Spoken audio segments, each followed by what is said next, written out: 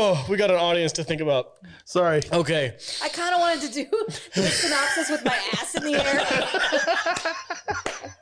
Because that's Daryl Hannah through the whole movie. She just bows doggy style. And okay, so every time Brown, this fucking asshole in the tribe, like claps his hand and like does like a symbol. Does like a symbol with his hands.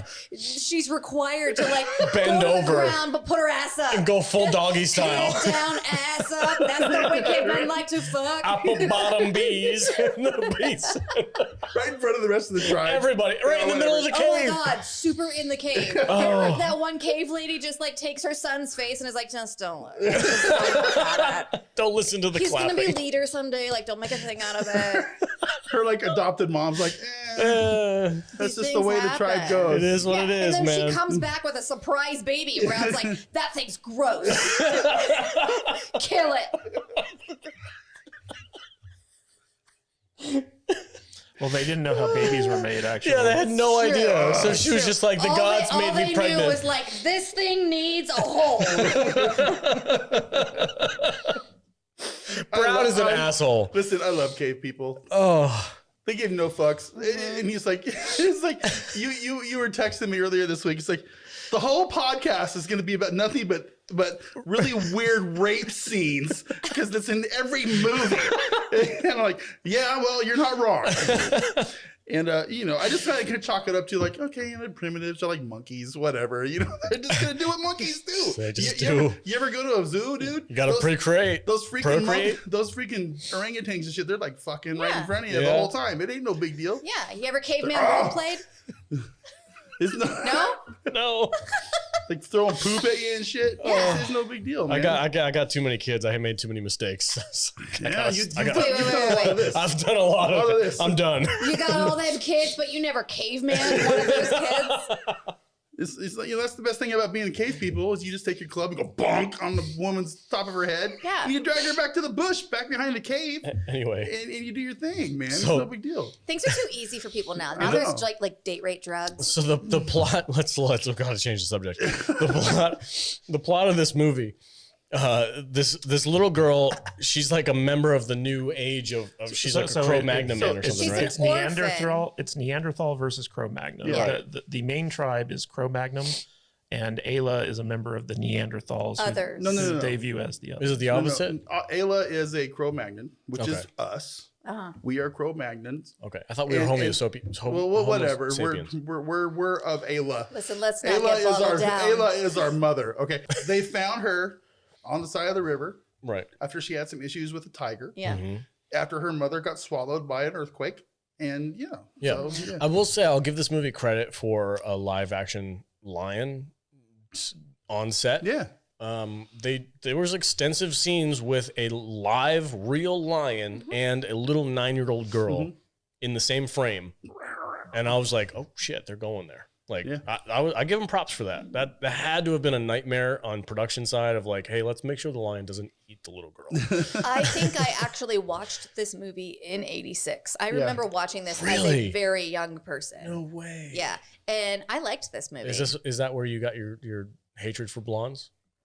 I don't hate blondes. I'm a natural blonde. Yeah. Are you? She is a Yeah, blonde. Oh, so you were like, oh, that's me. She'll never let us see her as a blonde. No, I just thought it was a good story about cave people.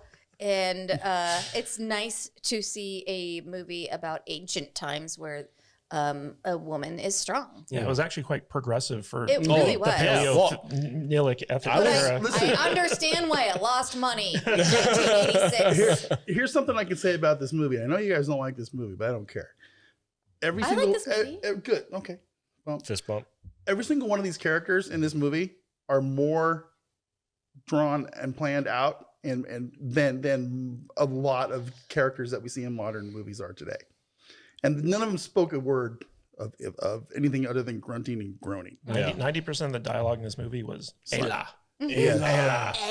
And grunts and then hand signals. Yeah. Was Like I got invested in these characters. I learned sign language through this movie. Well, one of the interesting things from the book is that, they theorized that the Neanderthals didn't have fully developed language, and so like they theorized that they communicated mostly through sign language with a little bit of sound to like help it along. So like because they didn't have the fully developed language, they actually like developed this like way of using hand signals to communicate. So do you know that Ayla's mom or adopted mom Isa. is the chick from Kindergarten Kindergarten Cop? Yes. No, I did not know that. Yeah, That's dude, cool. the redhead Right from on. Kindergarten And Cop. they were probably the same age when they were filming well, this. you want to hear something even funnier? Is the guy who directed this, Michael Chapman? He was the cinematographer for Kindergarten Cop. Get the fuck out of here. Wow, man. Kindergarten Cop has some stuff to do so- with Clan of the Cave Bear. So Michael That's cool. Chapman, the guy who directed this movie, this was like one of the only movies that he'd actually directed. He was a cinematographer on like Taxi Driver, Raging Bull, The Fugitive, Lost Boys, Ghostbusters 2, Kindergarten Cop. So like he's very like well accomplished cinematographer, but this was like I think one of the only movies that he actually directed, and it was actually written by John Sayles. And I can remember when we were watching this and I was looking at the credits, I was like, wow, there are a lot of familiar names here. So John Sayles, he was of the Roger Corman school. He wrote Battle Beyond the Stars, one of our favorites. Alligator, another one of our favorites. Alligator. The Howling, Yes. the original I love The Piranha. Howling. Yeah. And the guy who was the cinematographer on this movie was Jan de Bont, who went on to direct Speed and Twister and like Wow. The Haunting. This has got some legacy to it then, huh? Wow, that's cool. That's good stuff. It's good stuff. I got don't a know, pedigree. dude. This movie was a drag. Really? Yeah, I don't know. I guess I'm a sexist at heart because I was just like, whatever, man. That's true. This chick is just driving me up a wall. Because she's But- ugly. No, that didn't.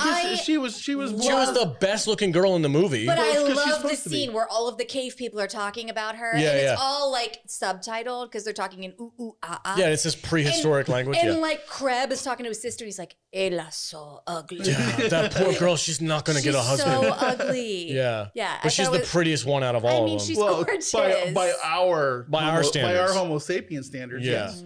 Ooh, blonde hot chick. Yeah. yeah, okay. yeah, But yeah. you know. It was very interesting, very I funny. mean, Browd liked her. But Well, Brown was no, a Brown dick. did not like her. He bro. wanted to take her to his house. Yeah.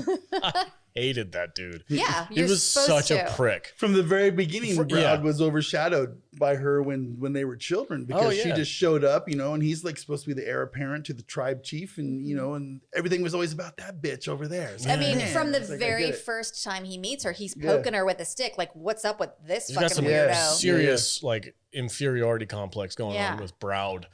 Browd. He could sense her Browd. power. I love that name, Browd. I do love the family dynamic between Issa and Kreb. And like Issa has her own daughter, but she knows that she has to protect Yeah. Ayla or they're gonna kill her. This Did you, man, did you guys recognize Kreb? I did not. No. he's the shaman, right?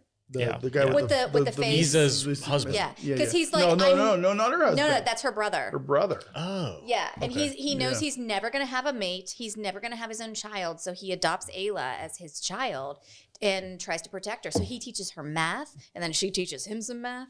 And he's like, "Don't show that to anyone." Yeah. That was played by James Remar, though, who was like Dexter's father.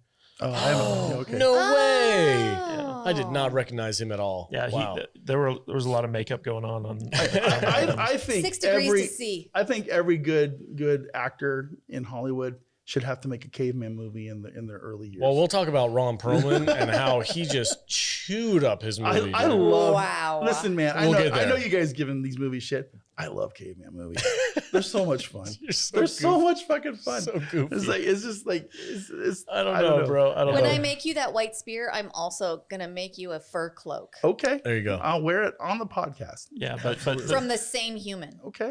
this whole movie is basically about Ayla's journey in this society where her race is basically set to inherit the earth, and the Cro-Magnons are kind of the ones like on the way out, and it shows through her development how like she sets the stage for I guess modern man. Tool She's usage. smarter. Yeah. She's smarter Genetics. than these stupid ass Neanderthals. And the movie actually ends with her giving up her own son to the tribe in order for her to go out and Okay, do but her own thing. to be fair, He was a half-breed. This movie is the first movie of what should have been many. Well, I know you guys will probably think I'm crazy. I would love to see some Hollywood director or producer or movie maker take this series of books and make a new series of movies. Well, originally, covering the whole thing. I want to see. Originally, this movie was going to be a TV movie, but it became too expensive. So they went out and shot it, and they were going to shoot the sequel right afterwards. But the movie bombed so hard that they were like, "Oh, we can't do this." But they've tried to turn the book series into like another like streaming original series, but it's never gotten off the ground. God, Yeah, I could totally see that. That would be if like Prime or Netflix or something. AMC. Yeah, just like let's. I don't think there's a big caveman market. I'm I can telling see. you, I can right see. telling you, here. this would happen. Right here. This would be like something that everybody would like really get into. But it would be like, oh, I'm not gonna tell nobody I'm doing it. But I'm gonna watch it every single week. And I would love to see six seasons of the adventures of Ayla, of the children of the whatever. What is the book series called? Children of Earth. I want to see the Children of the Earth series on Netflix. I do. Wow. I do I want to too. see it. I think it would be amazing. I could see them doing something like. And then they meet up with Norsemen. Sure. Shit. Whatever. I could see them doing something like animated. Would be a lot easier. No, easier of a sell. no. No, I understand what you're saying, but I'm saying as far as like if you want to actually sell this to a studio, These streaming studios have fuck you money. And Alex, you don't know what studios want. And I want to see this because I think they want an audience, and they're not going to get one. I think people would be into this. I really do, guys. Okay, listen. The no speaking, the no dialogue, 50 million books sold. The no dialogue thing. Well, books you can read. They have dialogue. You can understand people's thoughts. This guy doesn't read. Unless you're gonna have a narration over every character. Okay. This movie, and you had the lady going, and Ayla didn't get along. Dude, with no. the Okay, that's a little This much. movie did have a narrator, Yeah. which cleared up a little bit of It stuff. made you understand what was happening. Was there subtitles in this Yeah. movie? I can see six For the sign seasons. I can language. see 6 seasons, six seasons of 12 episodes. I can see video games. No. I No. absolutely can. No. Absolutely, 100%. Dude, the video game, what is it? Assassin's Creed Primal or whatever. That didn't do really well. That was all caveman shit. Did you play it, I haven't yet. Mr. Caveman? No. Okay. But I have. Doesn't. I haven't. I didn't, I didn't I'm play telling you, nothing but dude. World of Warcraft, Audiences these days are not going to watch a bunch of people though. I think grunting. you're wrong. I think you're wrong. completely wrong. I think a lot of audiences will be fine with people grunting. No. And watching what's happening while they're grunting. But Anyway. anyway, we need to like break down the movie. What happened? What happened, Matthew? Tell us about the movie. So I just want to talk about the scene that sticks out most in my mind in this movie, which is at a certain point, the tribes are all called to gather together. And Ayla, who's been trained as the new medicine woman of the Cave Bear tribe, goes to represent, what's her name? Cave Bear. The Clan of the Cave Isa. Bear. Isa. Because Isa's health is failing. And so she makes this trek. And while she's there, she meets another kind of half-blooded Neanderthal. He's Blue-eyed guy. Yeah, he's a Cro-Magnon guy with blue eyes, and he kind of instantly falls in love with her. And then later on, during like one of the ceremonies, all the warriors... it's like 5 seconds later. Yeah, all the warriors are trying to kill a bear. And this bear is just like slaughtering everyone. And Ayla jumps out to try to save the life of one of the warriors from her clan. And the bear's like kind of staring her down. And this guy who was like insta-love simp for her was like, oh, come rescue you. And he comes running out and immediately gets eaten by the bear. Like his head gets chopped off by the bear's claws. Yeah. His head goes a-rolling. Yeah. And Ayla's just like, sorry. Shit happens. Yeah. I'm a blue-eyed devil. Yeah. But it was funny because they did all this build up with this relationship because you're thinking, oh, Ayla finally found a mate, and like, you know, all this. And that other was stuff. the whole purpose that Issa sent her, was like, the clan's gonna kill you. Yeah. They're never gonna accept you. I have imbued you with these medicine woman powers, but it's not gonna be enough. You have to go there and find a mate. And she meets this guy, and he's like, I like you. And she's like, I like you too. You like my kid? And he's like, he's all right. And she's like, this is gonna work out. And then the guy dies. Yeah. Then the bear eats him. But it's kind of funny because like throughout this entire movie, like the feminist subtext is very strong. Oh, for sure. Oh, yeah. And that whole part where like the guy who falls in love with her and is going to like make her his mate and protect her and, you know, keep her safe and adopt her kid and all this other stuff. gets his head chopped off, and it's just like, no, she don't need no man. It's like she's good. She can leave she the really kid don't. behind and go off and follow her career path. But I also think that it's interesting too. Like, I don't appreciate the way you said that. Shane. Like, that's a fucking story, because every fucking movie and story is all about like finding the romance, finding the connection, and everything's gonna be all right once you find a mate. And I liked that aspect of it, whereas Ayla was her own character and she needed to figure shit out on her own, and a man wasn't gonna fix everything for her. Well, there was also a scene where like, so she's getting raped on the regular by what's his name? Proud. Yeah. Proud. And there's a part where like Ayla, like, so she had just come back from exile or something like that. Okay, wait. Before you get into that, I want to talk about the first rape. So he comes up on her at the river and he does like the hand thing, like that's like bow down. So she's like on her side of the riverbed and she bows down. He's like, no, bitch. Turn it around. Get over here. Yeah. And so she gets near him and she like is like hugging his leg and he's like, nope. And he like grabs her ass. Yeah. And like puts it there. And he's just like, this is how you say you adore me. And she's just like, oh God. Yeah, and then it just becomes commonplace after that. And keep in mind that he finds her repulsive. Oh yeah. You know, so It's a dominating absolute power thing. play. It's like a power play. It's like when the dog comes up to you in a stranger's house and starts humping your leg.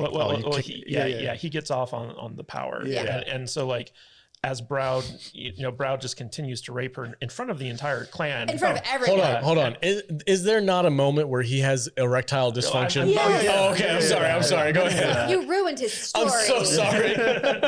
You cock blocked his story.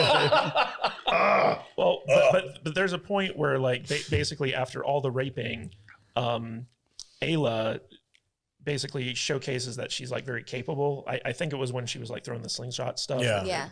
And so, at a certain point, he's like, Ayla, like, come let me rape you. And so Ayla just, she becomes a thing. Well, she's an old pro at this by now. So she just like bends over, offers up her butt, and he tries to rape her. But because like she has the power now, like he can't get off because like he's not like demeaning her or whatever. And then like all the other cave women start making fun of his erectile dysfunction, like showing like, oh, he's got teeny weeny. They took the stick and they were like, I mean, like this is a very feminist film. oh yeah, hardcore.